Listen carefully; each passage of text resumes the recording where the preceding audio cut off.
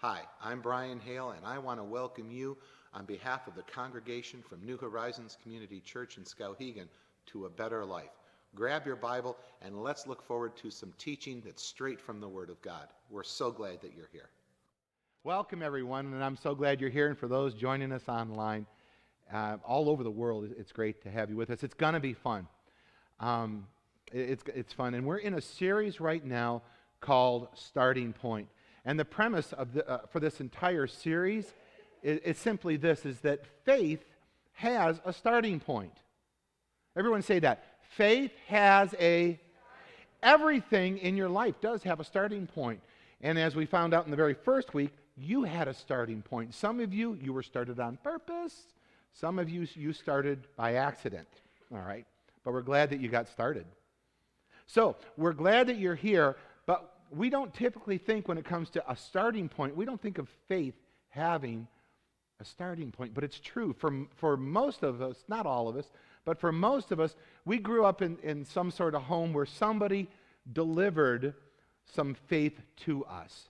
They prayed for us, or we saw people praying before or after a meal. We saw people praying, or maybe they went to it, for those watching online, or maybe some here, I don't know. They went to a synagogue or a temple or a mosque or a church, and somebody kind of worked with one or both of your parents to form a foundation of faith. It happens. And then we grew up from that childhood, and many of us, it kind of outgrew. Because what happened was there was this space. Now, this doesn't happen for everybody, and I understand that I'm going to have somebody that said, well, I've been a born-again Christian since I was born, and I'm not going to argue that with you, but many of us have this time where we start out as a child with faith, and then we start to grow into adulthood, and then there's this space in between. There's this kind of like a discrepancy between what we were taught as a child and all of a sudden what we're experiencing as an adult. And we've had questions. And our Sunday school faith, our childhood faith, it just didn't match sometimes, somehow along the way with our adult faith. And it's not that we chose to abandon faith. No. It just sort of got lost in the rearview mirror, kind of went on, and every once in a while we would think about it, and we'd try to match it up with what we were taught as children and what we experienced as adults, and sometimes that just, guys, it couldn't match. Now, you may not understand what I'm talking about, but as a pastor, I get people that walk up to me all the time and they'll say, well, how come God? And I sense they're losing their faith in frustration over one thing or another. So here's kind of what we've done in this series. We've asked the question, what would it look like to start over? For some of you, this is going to be an amazing series. What would it look like to start over fresh in faith? What would it look like to have an adult starting point to faith? To start our faith, to restart our faith all over as an adult and kind of wipe the slate clean and start over. What would it look like? What would be the questions, say, that you would ask? And so we're in this series that's exactly what we're doing. We're kind of building and building and building week by week, which means that if you missed week 1 or you missed week 2, you really need to go back and watch those pieces that come together and listen to them, because you need to get to that, because when we get to the end, you're going to need to have all the pieces together. And the good news is this, is that if you missed last week or the week before, you can go to our website, which is www.nhcc, New Horizons Community Church, nhccskowhegan.org. And those messages will all be up there as long as there's an internet. Now, we're a little backlogged, but they'll get up there, okay? So look for them. And so tell your friends about it so that they can catch up. And maybe what happens is we can lose a lot in our morning experience, and maybe you want to watch them again. So maybe you didn't get it clear the first time. I don't know about you ladies, but men, I know sometimes we have to be told something twice. Just sharing. Or if you fell asleep. That's usually a guy thing too. But you can watch these things anytime online. You can stay up late. You can watch them. Now, moving forward, here we go. Here's another thing that I don't think we think too much about. We don't think too much about faith having a starting point. And I think one of the things that very few of us think about, because you're busy raising kids, having jobs, trying to get married, and all that kind of stuff that comes that consume our time. There's actually a story of faith, and it has a starting point. It's in your notes. The story of faith actually has a starting point, and it's a starting point for many faith traditions. In fact, every major faith tradition. So if you've either embraced a major faith tradition, maybe, or even a spin-off tradition, again, you may have abandoned some of it or all of it, but what you were taught as a child, whatever your faith tradition, every faith tradition actually has a story behind it, and it has some history.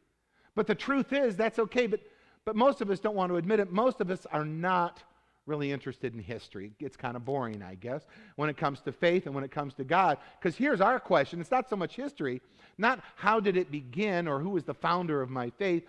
We could not care less about something like that. What we want to know is, okay, it's Thursday, and God, I've been asking for a date since Monday. Where's God? I need him. I need that job. We're busy.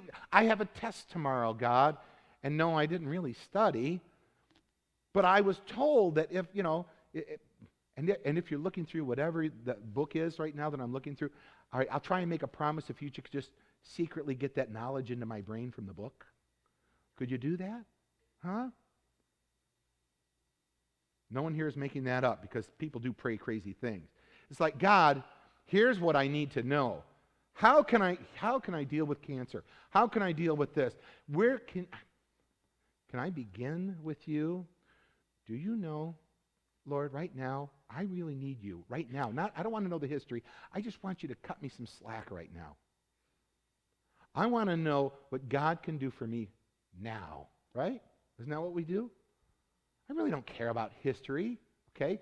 Which is part of the reason for some of you, if not all of you, but part of the reason that some of you may have drifted away from your foundation because you didn't know the history of your faith and what it was. So today we're going to back up in time. For those of you that are old like me that remember Rocky and Bullwinkle, how many of you remember Rocky and Bullwinkle? Look at the old people. Look at them, okay? These are all like either they are or soon to be Social Security recipients. So there was a segment in the Rocky and Bullwinkle, and I could do the voices of all of them, but that would just distract from what we're supposed to be doing today.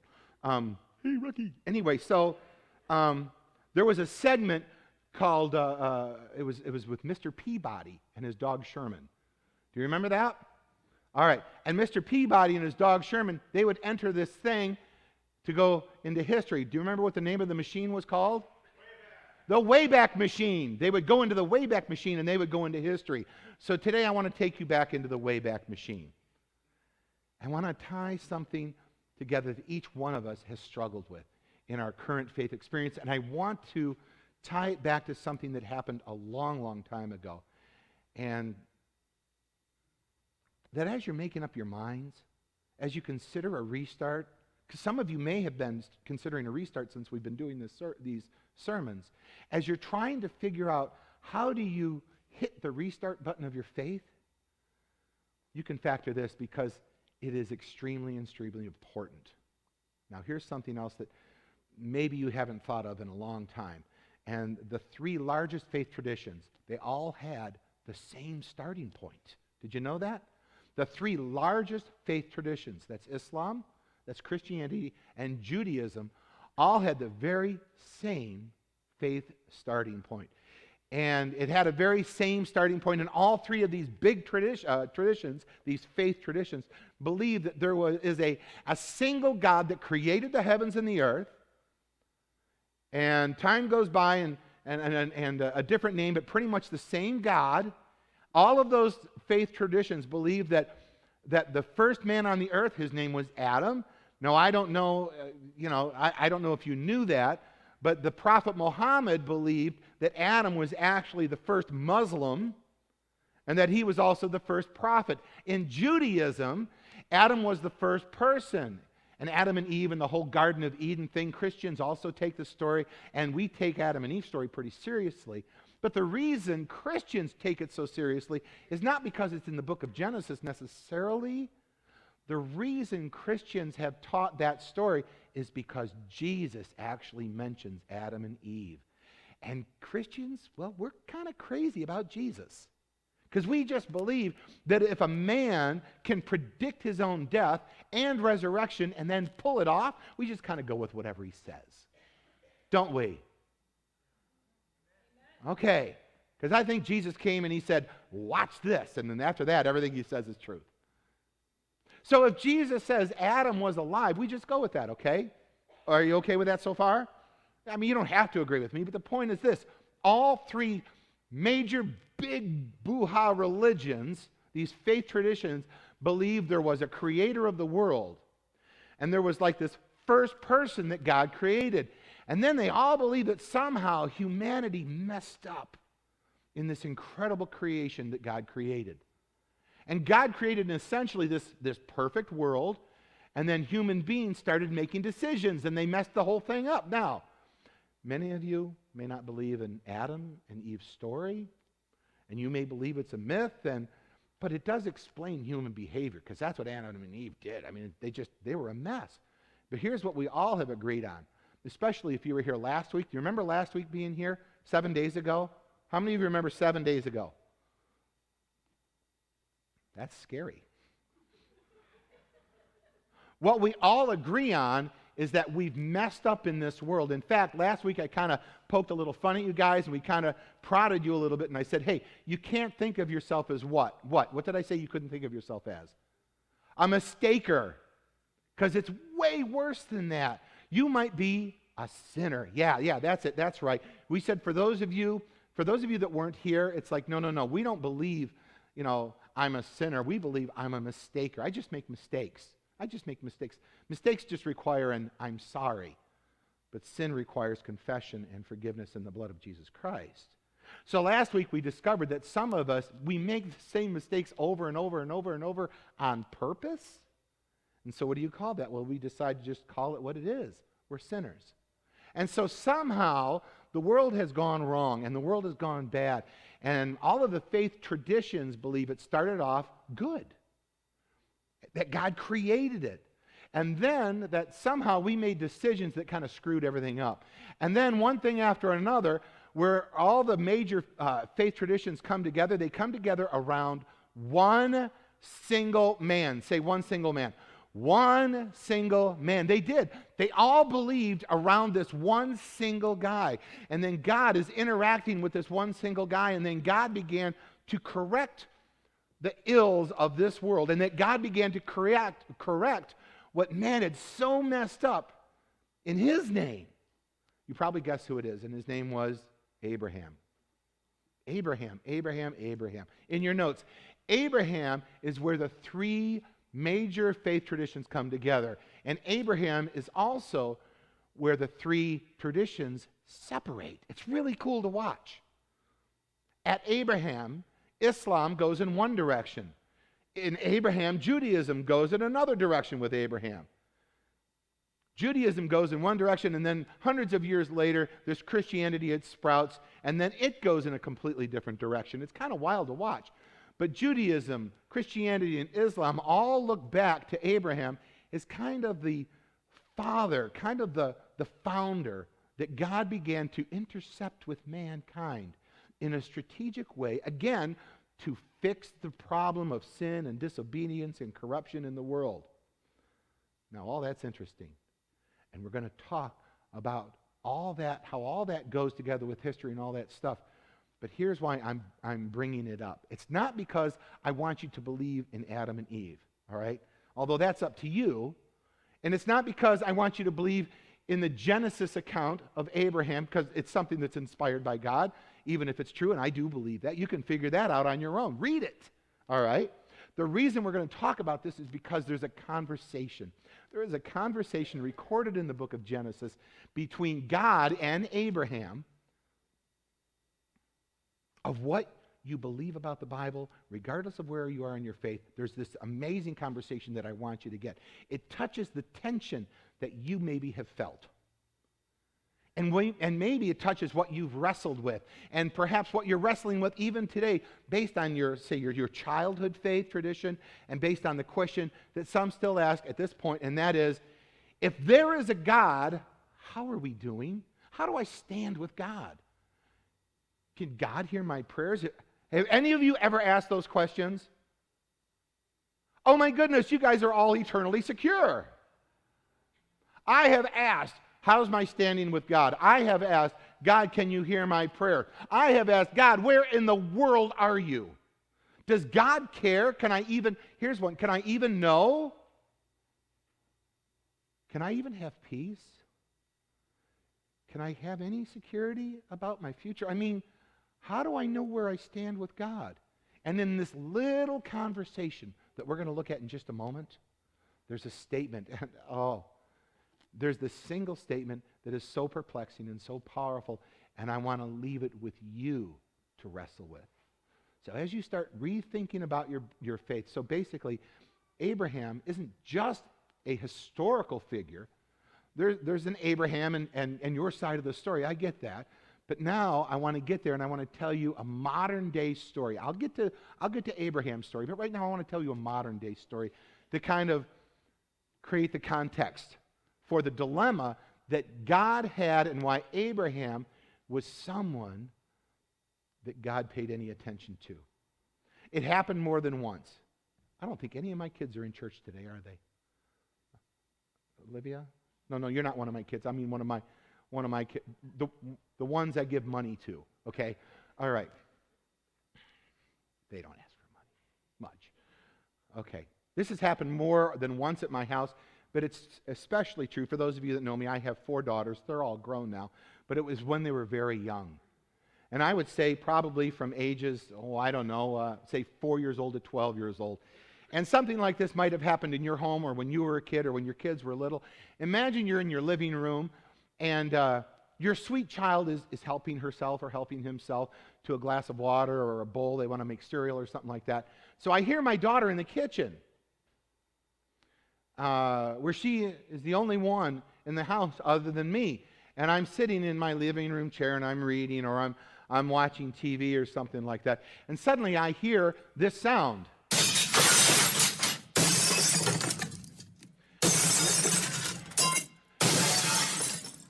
Now, when you're at home and you hear any unusual sound at all, our minds all do the same thing. It starts faster than we can say it, and we start going through the options. What could that be? And at first I thought, she dropped a glass, and then I thought she dropped in 2 glasses, and then I thought maybe she just brought a big bag of glass, and dropped it from the house and dumped it on the counter into the floor, because literally it went on and on and on. And, okay, that might have been a slight exaggeration, but it does go on and on and on. And it went on long enough for me to have that conversation in my mind. What could that be? And then I'm thinking it over and I'm thinking, there's more, crash, crash, crash, and there's more, crash, crash, crash, crash. So I run to the kitchen, and there's my daughter. And she's standing behind the kitchen counter, barefoot. And there's broken glass everywhere. It's a sea of glass. And what happened is I look at her and she says, Daddy, I'm sorry. Daddy, I'm so sorry. Daddy, I'm sorry. Now, I don't recall the manufacturer, but it was a cereal bowl or something like that made of, maybe it's Corelle or Corning ware. It's those white glass bowls that can take a tremendous amount of abuse, but if it's dropped on a hard surface, it doesn't break into 1 or 2 pieces. No, it explodes into 1,000 barefoot searching microscopic shards. Doesn't it? And they become the enemy of every barefoot citizen of the kitchen. And it's done it for decades. Is it Corningware or Corelle? Corningwell. Corningwell? Corelle would do it? Okay, because I've got a ton of them. I could have brought one for an illustration. but I shouldn't because the stuff I use now, Diana Demons gave to me, so I can't do that. So I look up, and the top shelf has tilted a little bit. Because you know those 4 little brass things that go into the sides to hold your shelves, right? Well, one had come down, and then several cereal bowls. One of those holders came loose, and the shelf is tilting. And so it took down the cereal bowls and crashed and crashed and crashed. And I looked at the cabinet, and I looked at the mess, and I pointed my finger at my daughter, and I said, I can't believe you did that. And how can you can just stand there and get yourself out of this mess, and it serves you right. You should have been more careful. I grabbed my coffee, and I went back into the living room. And I said, and you just stand there and bleed, okay? What are you laughing at? Here's the thing, and we'll move on.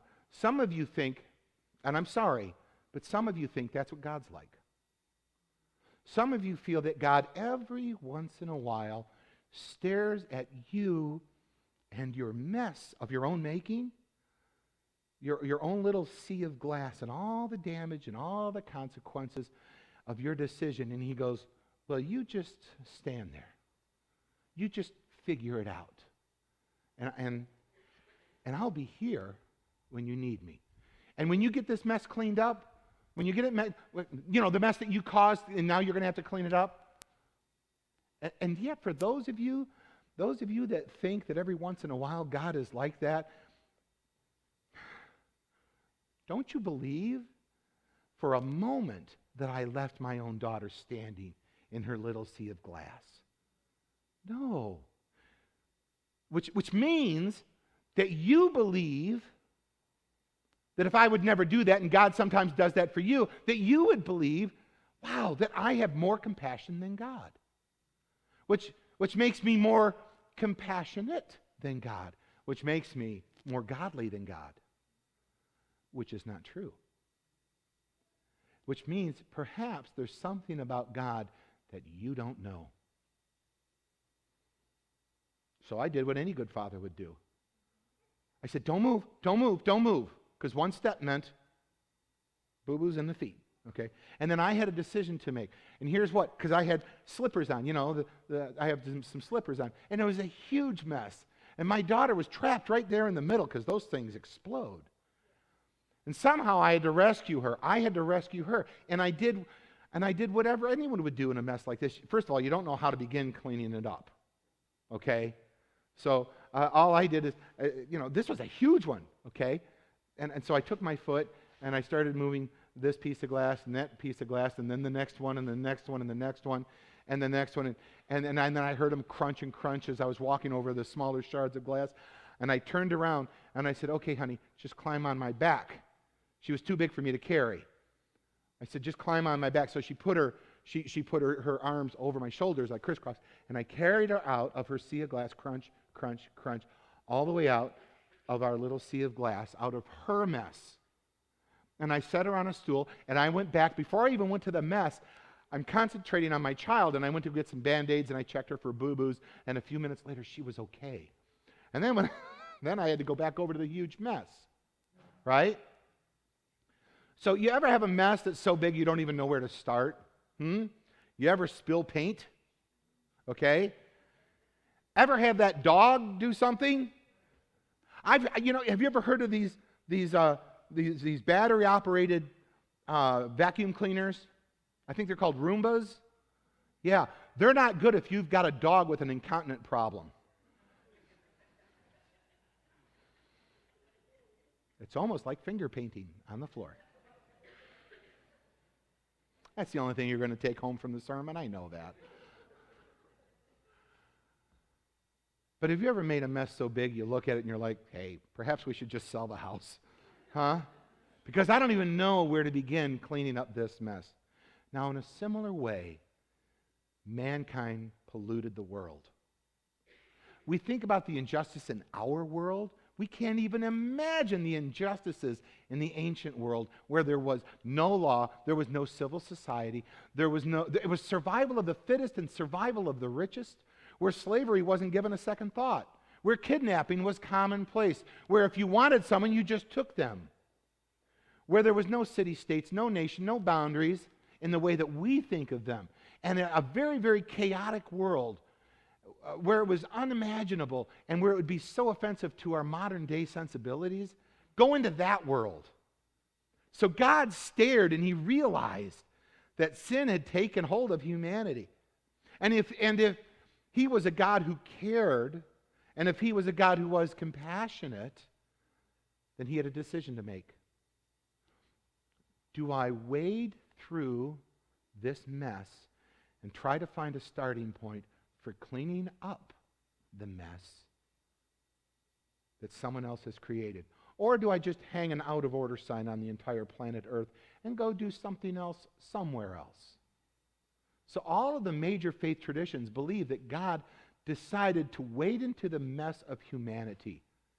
And he waded by choosing a single man, Abraham. And he started there. So it was around 1876 BC. Around 1876 BC.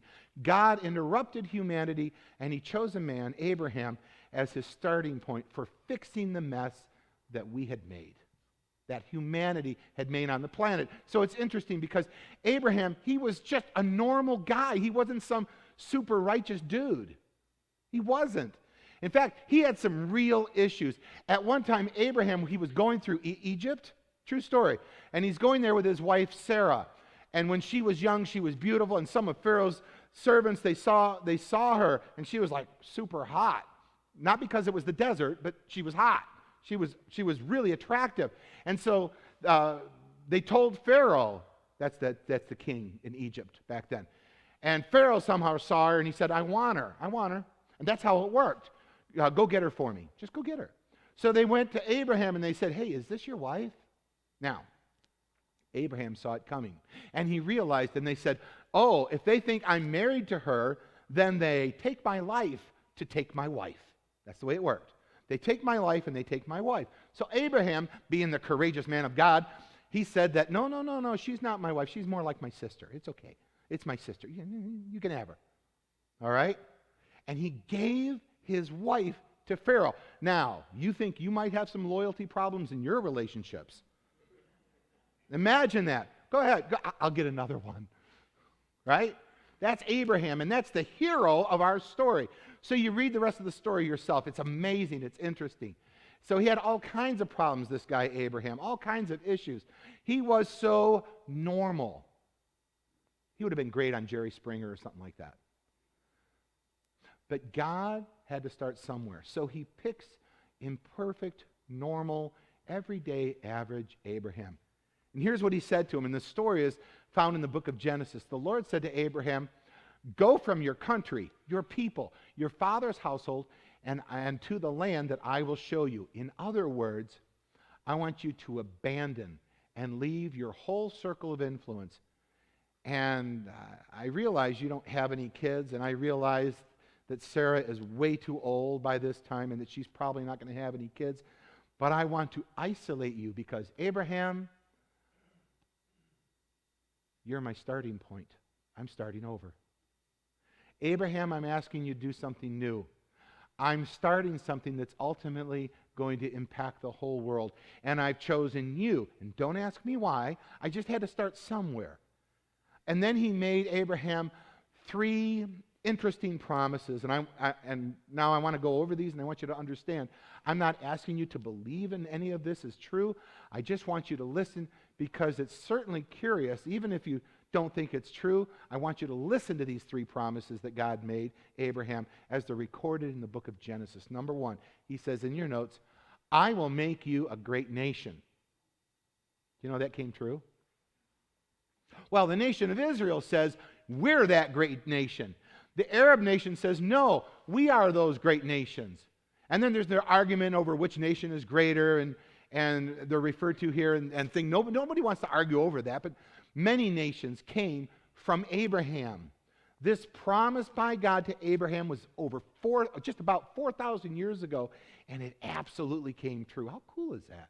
Now, the interesting thing about this promise is that God was about to address the big sin and disobedience problem and corruption in the world. And yet, to be started with a man that basically said, He said, I'm going to make you a nation, which means first I'm going to make you into a family, and then I'm going to make you to a nation, to which Abraham could have raised his head and he said, that's going to take a long time. I mean, that'd be like you calling 911 and somebody answering the phone and saying, well, as soon as we get the engine fixed and back together, we'll be right over. So God, I don't think they talk like that on the phone, do they? So God had this problem on his hands, and he picks him in and he says, one day, someday, you're going to be a nation. And I'm going to build a nation, and through the nation, I'm going to do something significant in the world. Listen to what else he promises. Promise number 2 in your notes. He says this, and I will bless you, and I will make your name great. Now, I want to do a quick survey, and I'm serious about this. And I want you to play at home. Those of you watching at home, I want you to play along too, okay? Here's the survey. Have you ever heard of Abraham? Have you ever heard of the name Abraham, the Abraham that I'm specifically talking about right now? Have you ever heard that name before? Look, most everybody has heard of Abraham. All right? You've heard of Abraham. Yes, all of us just about. Isn't that amazing? Isn't it amazing how this guy... Oh, I want to share another name with you. Okay? Chedorlaomer? Anybody know a guy by the name of Chedorlaomer? The amazing thing is play with this. Chedorlaomer, he was actually a famous king. And he was the king of Elam. Nope, couldn't find Elam on the map. Can't do it. Doesn't exist anymore. There's dirt there and there's no Elam. Kingdom of Elam, Chedorlaomer. Everybody back in Abraham's day knew who that king was. But you've never heard of that big hotshot king. Isn't that interesting? I think of our presidents, and I think of our leaders, and I think of those that tried their very best to make a huge name for themselves and be conquerors and dictators and oppressors, and their names are nothing anymore. But God says to a nobody, I'm going to make your name great. King Chedorlaomer? Sorry. Nope, no more. And here we are, 4,000 years later, halfway around the world in a different language, in a different culture, and just about everybody in this room and probably watching goes, oh yeah, Abraham? Sure. I know who Abraham is. Isn't it curious? Third promise, he says this in your notes. He says, all the peoples on earth are going to be blessed through you. All the peoples? Not people? No. All the peoples. These are not just individuals, these are groups of people. Somehow they're going to be influenced, or literally they're going to be better off because of you, Abraham. And the Muslim nation would say, yeah, that's us. That's all the Muslims and all the Muslim nations, and we're much better off because of Abraham. And all the Jewish people who ever lived, they would say, well, this refers to the Jews, and the Jews and everybody believes that we're made better and richer and more famous and more successful because they had Abraham as well. He was blessed. And all the Christians say, no, it's talking about us. Because everything the Christians have touched, we have made better. We are the people who've been blessed as Christians. We've got the orphanages and the hospitals and people all around. We've been touched by Christianity, and we're better off because of Abraham. To which I think God would say, well, that was my point. All the peoples of the earth will be blessed through you. Aren't those interesting, ancient coincidences? Kind of cool, I think. There's no one that even comes close to touching the world in the way that Abraham does. And it's so interesting that all three major faith traditions say, he's ours. No, he's ours. No, he's ours. But that's part of the history part. Now for the personal part, all right? This is, to me, the amazing part, all right? Abraham's getting older, and God says, I'm going to make you a great nation. And the whole world's going to be blessed through you, and now he's an old man, and he has no children. And he realizes that if he dies, his inheritance and everything he owns, it doesn't go to a relative, it goes to Eliezer, and that's Eliezer, maybe a guy you haven't heard of either. Eliezer was a chief servant, and everything was going to go to Eliezer, and he's going, look, okay, God, you promised you're going to make me a great nation. I don't even know what a nation is, but that sounds big, very big, okay? And God says, you're gonna, everybody on this earth, everybody is gonna know my name. So there's right now you say everyone's going to know my name, but God, there's only about 12 of us. And God said that everybody's going to be blessed through me. And God, I don't even have a son. I don't even care about being a nation. I just want a son. I don't want to leave everything to my servant Eliezer. And so he's praying one night, like many of us pray, in desperation. And here's what the writer of Genesis says that God said to Abraham. He said, "Then the word of the Lord came to him, Abraham, and God said, 'This man Eliezer will not be your heir, but a son who is of your own flesh and blood will be your heir.'" In other words, Abraham, relax, don't worry. You're going to have a flesh and blood heir. And then he said this, and then he took him outside. So step out of the tent with me, would you please, Abraham? Okay. And he said, "Abraham, go outside." And he said, this is so cool. He said, "Look up and count the stars in the sky, indeed, if you can count them." Now, for those of us who live in central Maine, I'm going to share something with you that you may not know. We are so blessed. Because let me tell you, as someone who grew up 25 minutes from Tiger Stadium in downtown Detroit, we didn't have starlit nights like you guys have. But here, in this huge Middle Eastern sky that just stretches from horizon to horizon, all around the horizon, everywhere you look, you see the Milky Way. And I mean, it's white with stars. And God says, "You see all those stars, Abraham? You see them? Count them if you can," knowing he couldn't count them. And look what he said to Abraham, "So shall your offspring be." I know you don't have a son. I know you don't have an heir. But I want you, here it is. Folks, listen to me. I want you to trust me with something you're going to have a hard time trusting me with.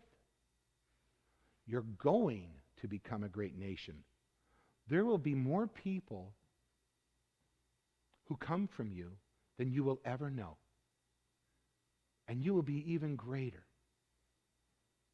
than those to be counted. And then something amazing happens. This is the personal part for you, and it's a personal part for me. It's a personal part for us if you're listening at home. Then the Bible tells us, this is huge. Genesis tells us, the writer of Genesis makes this statement that's so profound and it's so personal. And I'm telling you, maybe you've heard this, or maybe you've read this before, or maybe you've never read this before, or maybe you've never heard this before. But I'm telling you this because you can go by it in just a second and you just keep reading. And if you're reading the book and you're reading the book of Genesis on your own, this statement, I don't want you to miss it because it's so significant. And here's what's amazing to me, and if you're listening, this is going to hit an amazing button on you. As someone who loves to study these things, it's amazing to me that it survived 4,000 years. This is ancient text. 4,000 years. It's just a statement. And it has such an incredibly profound implications for every one of you. For you, and for us, and for me. Because in this statement, God, as best as we can tell, for the very first time in recorded history, states the nature of the relationship between God and man. It's as if someone said, how in the world can a finite and small as short-term me have a relationship with an almighty God? It just seems so impossible. Is it even possible? And in the next statement, God defines the terms of the relationships between God and man. A question that maybe you've asked on your own many times. How can I know? Can anyone know? You used to think you could know when you were a child, and then some things happened as an adult, and then you decided maybe you can't know. And then you hear people, and they say, you can't know, and then you think, well, maybe I don't really know. Maybe I could know, maybe I don't. And then secretly in your heart, you wonder, can I know? Can I know? Can I know where I stand with an invisible and silent God? So the statement that you're waiting for me to share, it's so powerful. This is where Christians and Muslims and Jews all go in different directions. This is the statement. Honestly, none of the three major faith traditions, none of the three major traditions of faith, none of them embraced wholly and fully without adding to. Because It's so unbelievable, and it's so unbelievably simple. And it's too good to be true. So this is before the Ten Commandments, hundreds of years before the Ten Commandments, before the law, 2,600 years before Islam, 2,000 years before Jesus, before Moses, before any of that. God says to Abraham the following, and Abraham believed the Lord. This is what's recorded for us. And he credited it to him as righteousness. Now, I just look at the words. I know that's hard to figure out what that means. And Abraham believed the Lord. I have no children. I hope you're still looking at it. I have no children. And I'm going to have descendants as plentiful, as many as the stars in the heavens. Okay, I trust you. So in that moment, in that expression, in this amazing, in that solitary single expression of faith, God reckoned, that was the word that some of you maybe grew up with. He reckoned or credited to him as righteousness or a righteous standing. So with God, in a single moment, in a single expression of faith, come on, God said to Abraham, I'm giving you the gift. If you're wondering what righteousness and all that kind of stuff means, I'm God, you're not. Because you said I trust you with your future, I'm all of a sudden giving you right standing with me.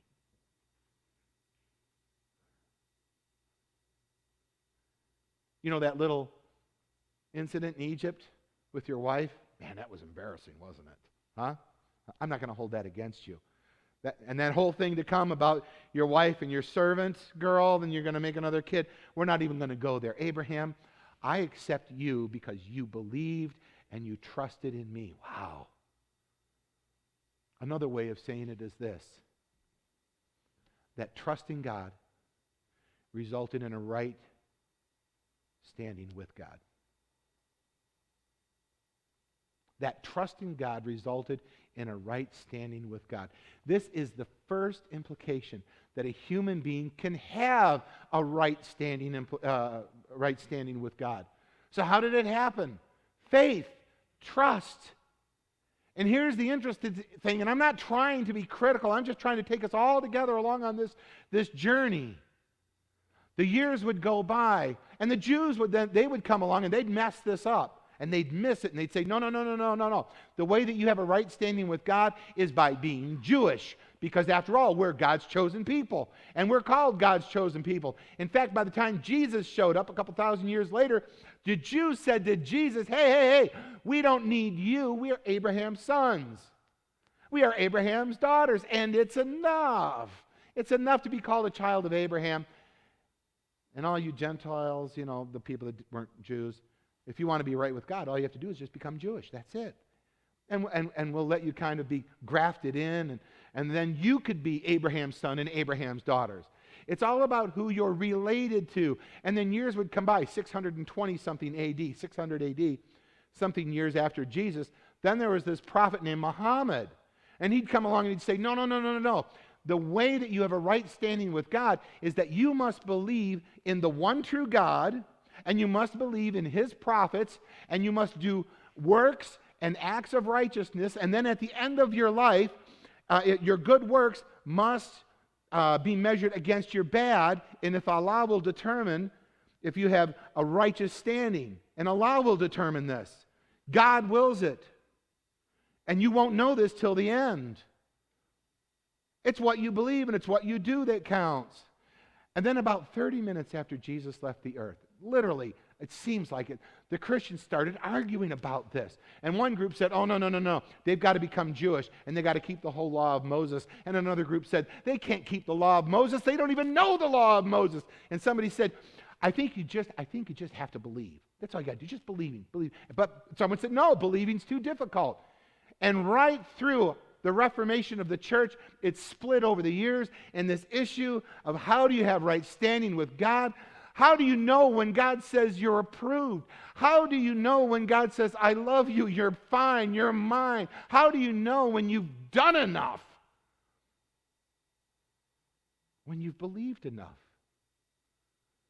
When you've been related enough? How do you know?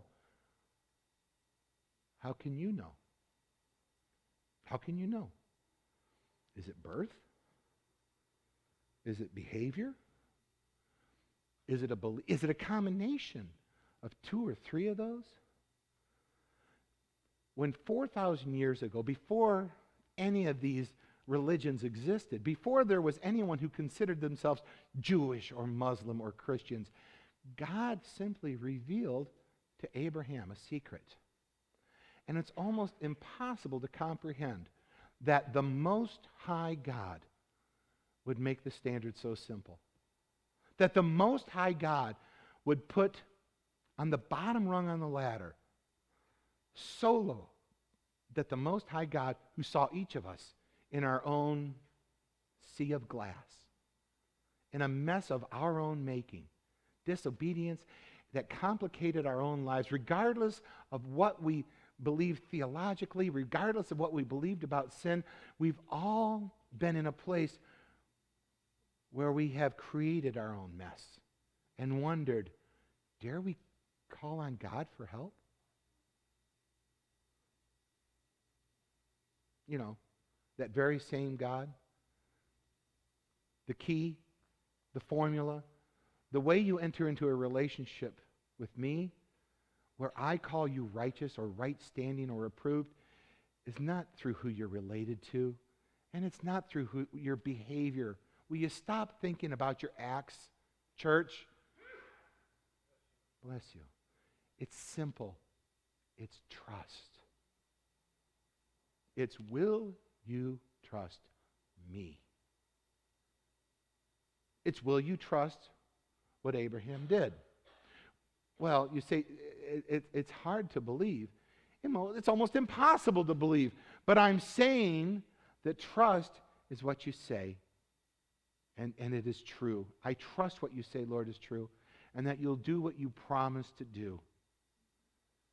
And almost everyone missed this. God made it so simple. And I believe he made it so clear. And here's the question, and then we're going to stop. What if? What if? What if?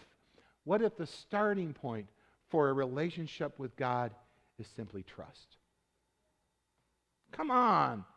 It's got to be harder than that. I got to work harder than that. I've got to read this. I've got to do that. I've got to pray this. I've got to... No. Nope. God said it. Abraham believed it. He was credited with righteousness. Abraham is mine.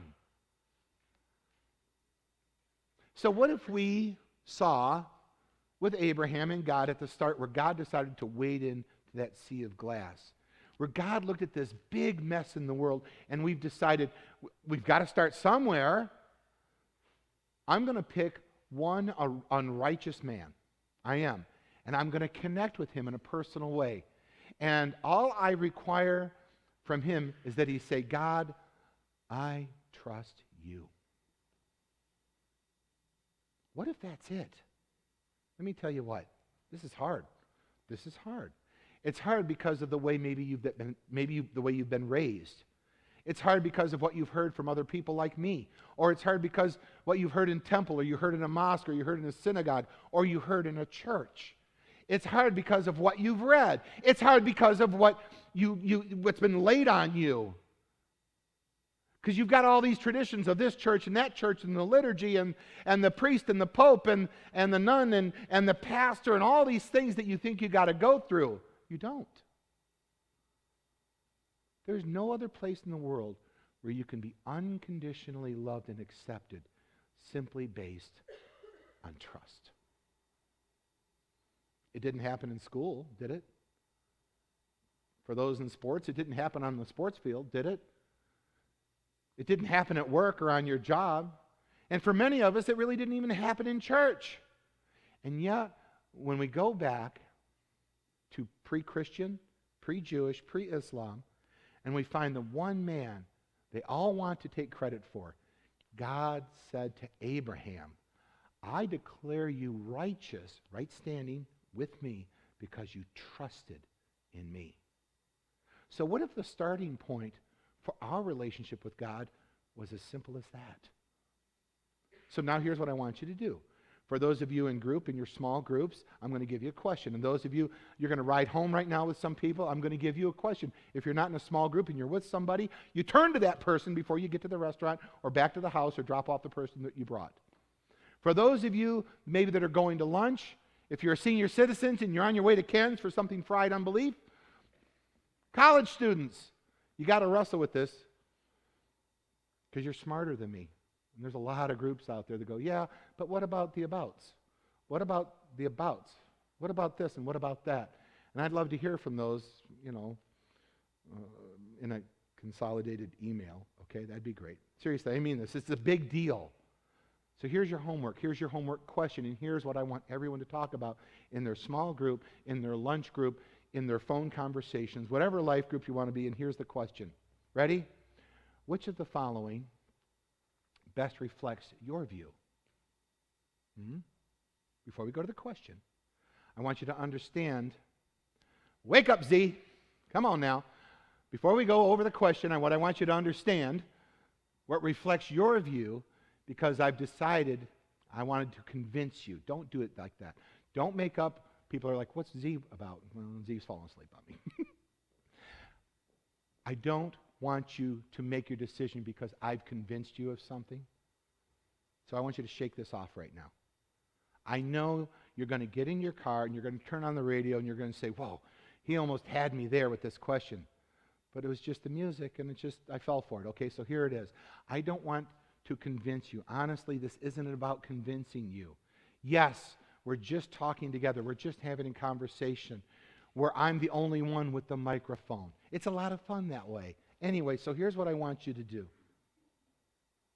I simply want you to ask the question, which of the following best reflects your view and why?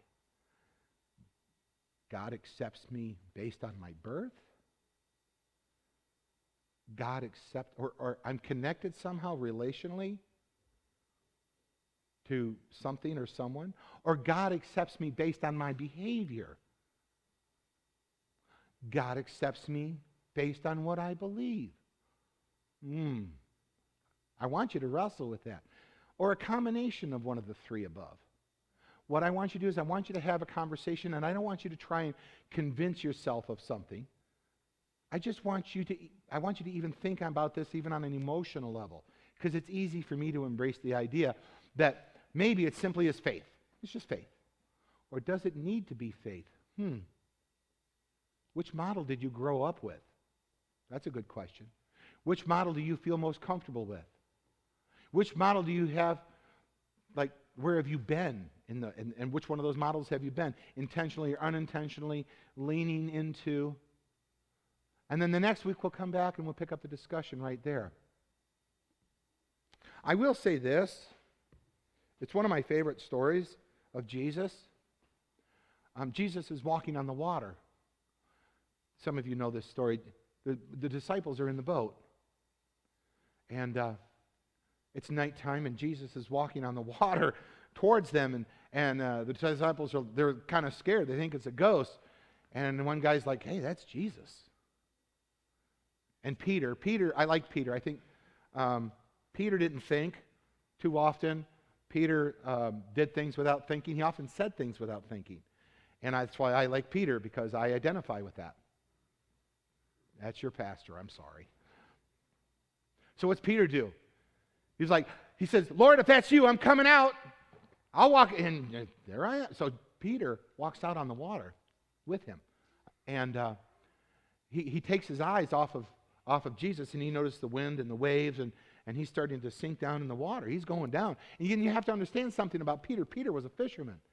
And he'd probably seen men lost at sea. I don't know, but he knew to respect the sea. But here he is walking on the sea. And he's going down. Lord, save me. I'm about to drown. I'm not wearing a bathing suit. I'm wearing a robe. Swim in a robe. See how that works for you. So Jesus comes to his side. He reaches down, and I think he pulls him out of the water. And he pulls him up to his chest.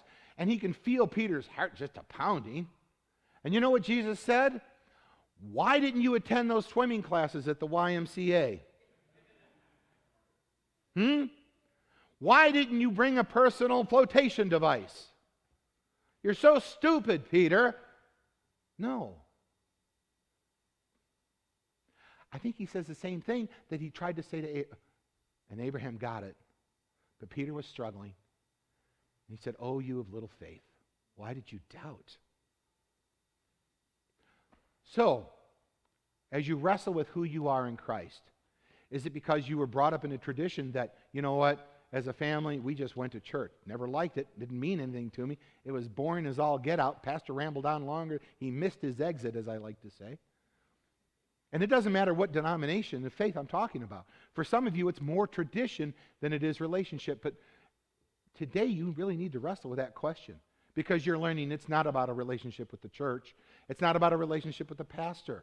We've learned pretty quickly that life is fragile, haven't we? It's not about a relationship with me or anyone else in here. It's about, well, I'll let you answer that. Let me pray with you. Father, thank you so much for preserving this ancient text, your word, for all these years. And many of us, we grew up with a Bible on the coffee table or tucked away somewhere, and there it was. And Heavenly Father, it's true. It's true that our right standing with you comes through faith alone. God, give us the courage to even lean in that direction, to begin to entertain that thought, to embrace that powerful, powerful idea. And Father, for the men and women who are gathered here or who are watching at home or listening today, maybe they're stranded in their own sea of glass, wondering what to do. You care? Can they even ask for help? Dare they ask for help when it's a mess of their own making? Father, I pray that you would take the words that we've just heard spoken today, take them deep into our heart, and that they would know, yes, they can call out to their Lord, their God, who loves them anyway. And if a good, good earthly father would never allow their children to be stranded in a situation like that, our Heavenly Father certainly would not. So give us the wisdom to know what to do with what we've just heard, and the courage to do it. And we'll pray all of these things in Jesus' name. Amen. Long, but something to think about. Well, that concludes this morning's broadcast. We're so glad that you joined us. Hey, if this program has been a blessing to you, drop us a line and let us know. We'd like to know how we're doing in our community in reaching out with the Word of God. God bless you, and we'll see you next time for a better life.